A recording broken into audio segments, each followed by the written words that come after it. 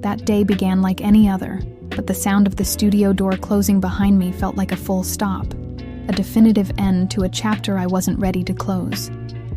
I walked out holding a small box filled with scripts, notebooks, and pens, the physical remains of my dreams. The green sign of Aurora Studios still shone brightly behind me, almost as if it was mocking me, a glowing reminder of the place I had poured my heart into, the place that had just let me go. The reason? They said my stories were too good to sell. I still can't get over the irony of that. I tried to breathe, to hold back the tears stinging my eyes, but a sudden gust of wind had other plans. The box slipped from my arms. In a heartbeat, my world was scattered all over the sidewalk. My scripts, my notes, my characters. I dropped to my knees, desperately trying to gather them, to piece my life back together. I dropped to my knees, desperately trying to gather them, to piece my life back together. And that's when I saw a pair of hands beside me. He bent down and picked up one of the pages. He looked at the title, Notes of a New Beginning, and a soft smile touched his lips. In that moment, I felt completely exposed, as if he had read a secret diary I wasn't even ready to write yet. He helped me pick up every last page, and right there, in the middle of that small, embarrassing chaos, we started talking. I found out that he too had been fired that same day. He was a composer, writing scores for films. He told me he wrote music for scenes that didn't exist yet, and I thought that was one of the most beautiful things I had ever heard. I told him I wrote stories while listening to music that hadn't been composed yet.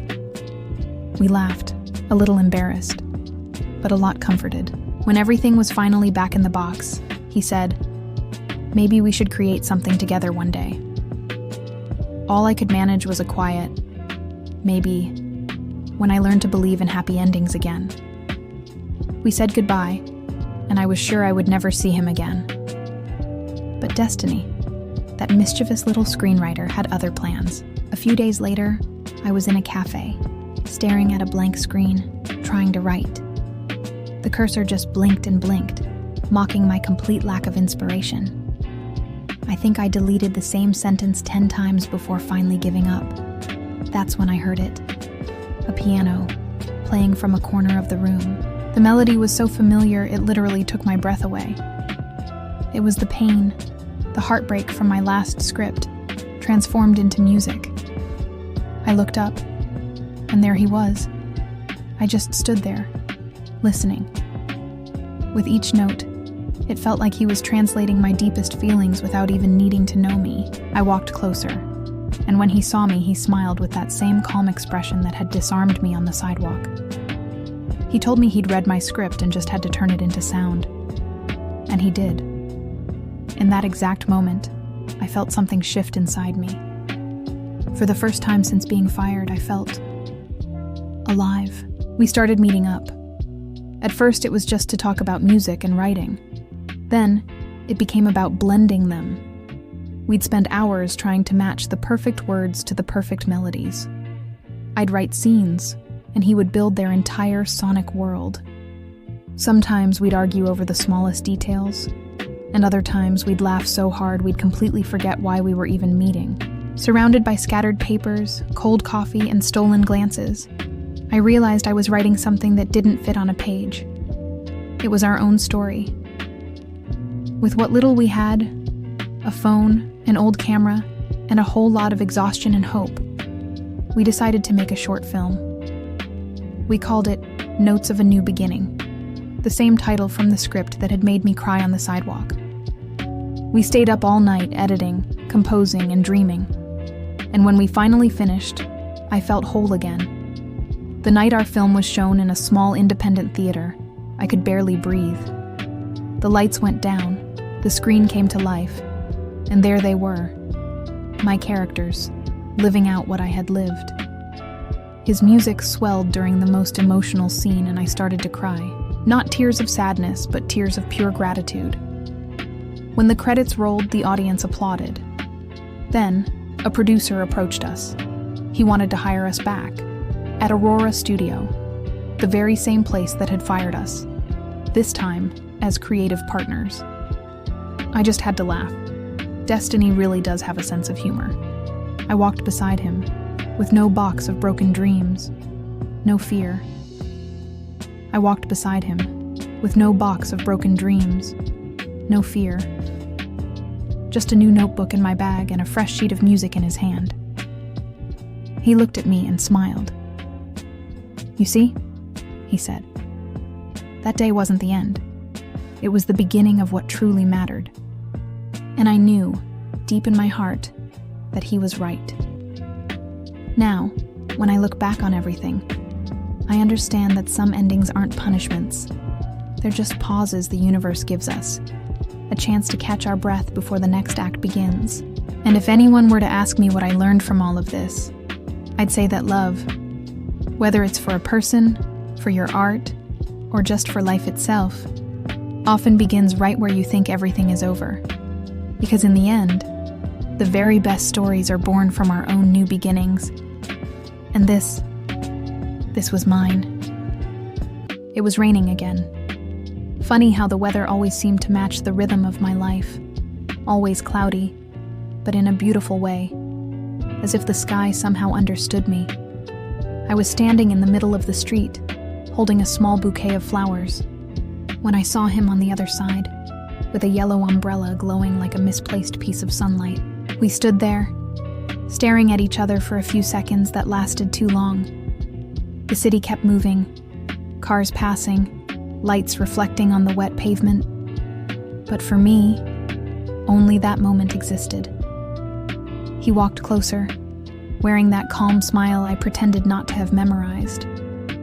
I don't think I ever told him, but I've always been afraid of the rain. Not of the water itself, but of the loneliness it brings. Yet that night, the sound of raindrops mixed with the distant hum of traffic felt almost comforting. He tilted the umbrella slightly toward me, covering my side too, and the world seemed to go quiet. We spent the evening walking without a destination. We talked about old films, about the sound the wind makes in narrow streets, about how city lights change color when wet. He said everything had music, even silence. I laughed, but I believed him. That week, it rained every day, and every day we met, sometimes by accident, sometimes because I pretended to forget my notebook at the cafe just to have a reason to go back. The cafe became our shelter, that little corner place where the smell of roasted coffee beans mixed with our laughter. There was something different about him. He listened with his whole body, as if every word I said was part of a melody he was composing in his head. I told him about my scripts, my insecurities, my fear of failing again. He just smiled and said that everything real is born from a beautiful flaw, and I, who had always written about distant loves, found myself living one that existed in the smallest moments, in the steam of a coffee cup, in the accidental brush of hands while passing the sugar, in conversations that always ended too soon. But like every good story, ours began to change tone. It was subtle at first. The silence that once felt safe started to feel heavy. He spent more time at the studio, lost in projects that no longer had space for me. I tried to understand, but part of me got lost in the pauses between his words. One day, we went back to the same cafe. The rain was pouring hard outside. The tables were nearly empty, and the sound of water against the window was the only thing filling the room. He told me about a new score he was composing, something melancholic, about endings that still hurt, he said. And I realized he wasn't talking about music anymore.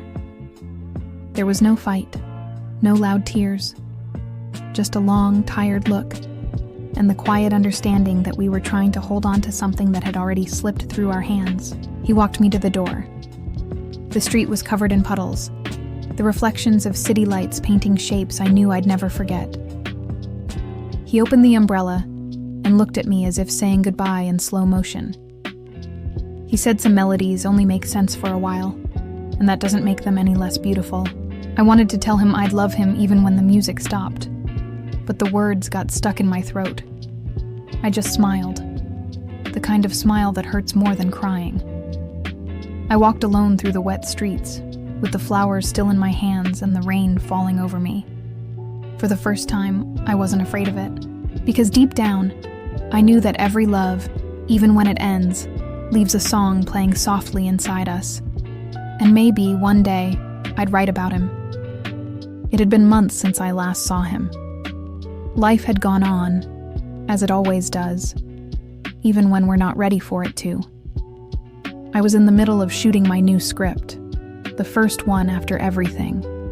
And for the first time, it wasn't about pain, but about starting over.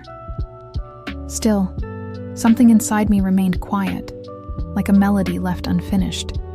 The filming took place in a small downtown studio.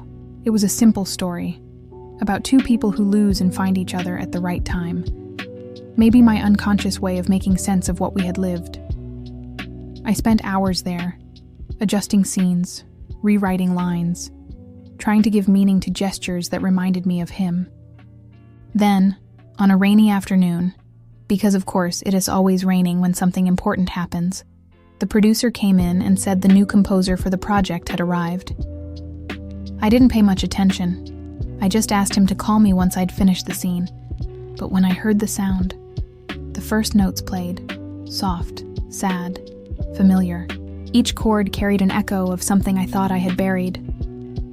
I looked up, and there he was, Mark, standing by the door, with that same calm presence, the same gaze that once made me believe everything was possible. He looked different, more grounded, maybe a little tired, but still had that quiet aura that filled the room without trying. For a moment, time folded in on itself. I didn't know whether to smile, cry, or run. He simply placed his headphones on the table and said he'd started composing something months ago but could never finish it. He said now he understood why. The room went silent. The sound of rain against the window seemed to sync with our breathing. I sat down, pretending to be calm, though my hands trembled. He pressed play. The melody was simple but alive. It began with sadness, like what we once were, and slowly shifted into something lighter, almost hopeful. As I listened, I felt a knot inside me come undone. He didn't need to say anything. The music spoke for both of us. We worked together for weeks. At first, it was strange, like walking on fragile new ground. We didn't talk much, but each pause was heavy with meaning. Sometimes he looked at me with that same quiet light in his eyes, and I pretended not to notice. Other times, it was me who let my gaze linger longer than it should.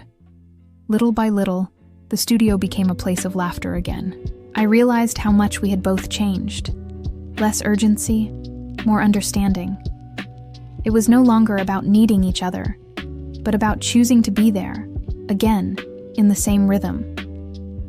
When the film was finished, we decided to watch it together, alone, in the projection room. The lights went down, and his music began to play. Each scene seemed to speak to the melody, and the melody spoke back to the story. It felt like, finally, everything was where it belonged.